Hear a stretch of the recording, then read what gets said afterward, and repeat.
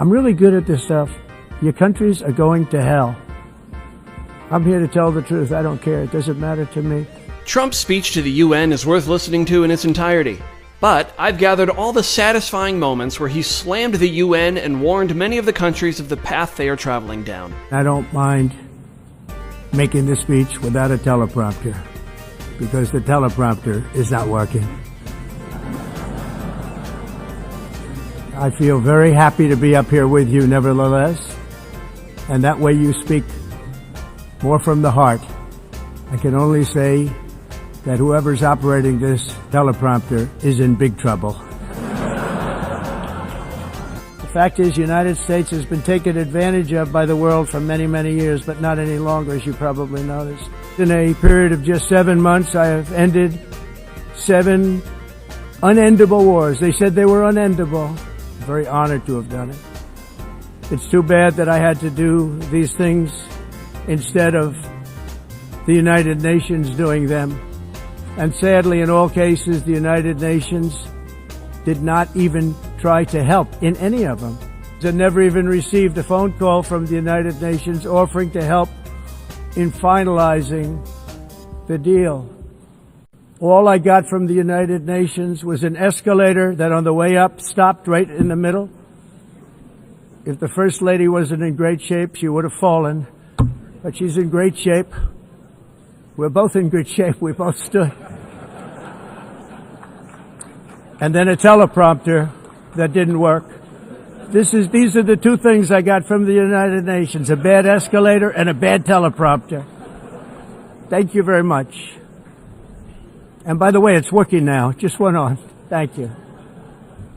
I think I should just do it the other way. It's easier. But later I realized that the United Nations wasn't there for us. They weren't there. That being the case, what is the purpose of the United Nations? The UN has such tremendous potential.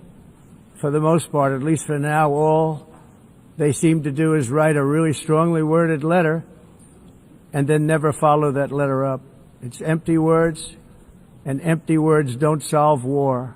Not only is the UN not solving the problems it should, too often, it's actually creating new problems for us to solve. The best example is the number 1 political issue of our time, the crisis of uncontrolled migration. It's uncontrolled. Your countries are being ruined. The United Nations is funding an assault on Western countries and their borders. In 2024, the UN budgeted $372 million in cash assistance to support an estimated 624,000 migrants journeying into the United States.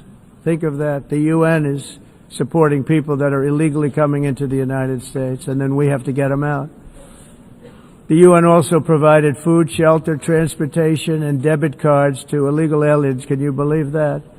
On the way to infiltrate our southern border. What took place is totally unacceptable. The UN is supposed to stop invasions, not create them, and not finance them. I encourage all countries to take their own stand in defense of their citizens as well.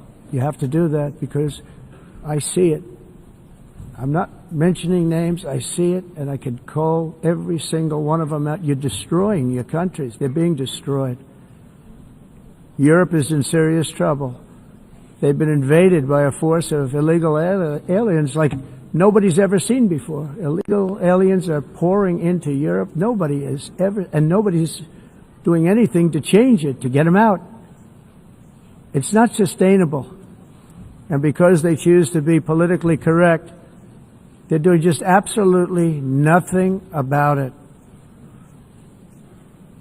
And I have to say, I look at London where you have a terrible mayor, terrible mayor. And it's been so changed. Now they want to go to Sharia law. But you're in a different country. You can't do that. Both the immigration and their suicidal energy ideas will be the death of Western Europe if something is not done immediately. This cannot be sustained. What makes the world so beautiful is that each country is unique. But to stay this way, every sovereign nation must have the right to control their own borders. You have the right to control your borders. as we do now, and to limit the sheer numbers of migrants entering their countries and paid for by the people of that nation that were there and that built that particular nation at the time. They put their blood, sweat, tears, money into that country, and now they're being ruined. Proud nations must be allowed to protect their communities and prevent their societies from being overwhelmed by people they have never seen before, with different customs, religions, with different everything. Where migrants have violated laws, lodged false asylum claims, or claimed refugee status for illegitimate reasons, they should, in many cases, be immediately sent home. When your prisons are filled with so-called asylum seekers who repaid kindness, and that's what they did. They repaid kindness with crime. It's time to end the failed experiment of open borders. You have to end it now. See, I can tell you. I'm really good at this stuff. Your countries are going to hell. You're doing it because you want to be nice. You want to be politically correct, and you're destroying your heritage. In 1982, the executive director of the United Nations Environmental Program predicted that by the year 2000, climate change would cause a global catastrophe. He said that it will be irreversible, as any nuclear holocaust would be. This is what they said at the United Nations. What happened? Here we are. Another UN official stated in 1989 that within a decade, entire nations could be wiped off the map by global warming. Not happening. Now they could just call it climate change, because that way they can't miss. It's climate change. Because if it goes higher or lower, whatever the hell happens, there's climate change. It's the greatest con job ever perpetrated on the world, in my opinion. Climate change, no matter what happens, you're involved in that. At extreme cost and expense, Europe reduced its own carbon footprint by 37%. Think of that.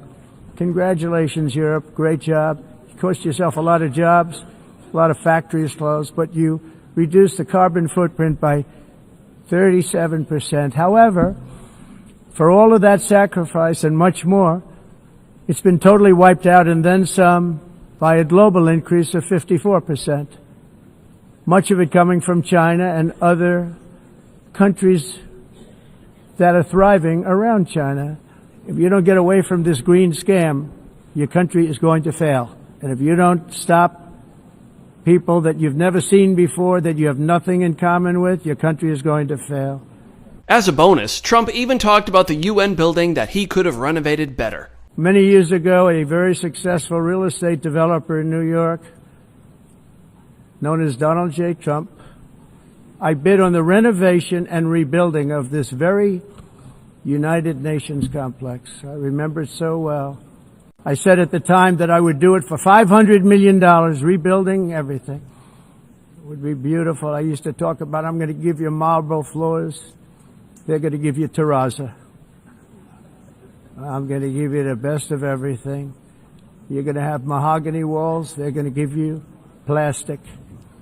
But they decided to go in another direction, which was much more expensive at the time, and which actually produced a far inferior product. And I realized that they did not know what they were doing when it came to construction, and that their building concepts were so wrong, and the product that they were proposing to build was so bad and so costly. It was going to cost them a fortune. And I said, and wait till you see the overruns. Well, I turned out to be right. They had massive cost overruns and spent between $2 and $4 billion on the building, and did not even get the marble floors that I promised them. You walk on terrazzo. Do you notice that? As far as I'm concerned, frankly, looking at the building and getting stuck on the escalator, they still haven't finished the job. They still haven't finished. That was years ago. Unfortunately, many things in the United Nations are happening just like that, but on an even much bigger scale, much, much bigger. Very sad to see.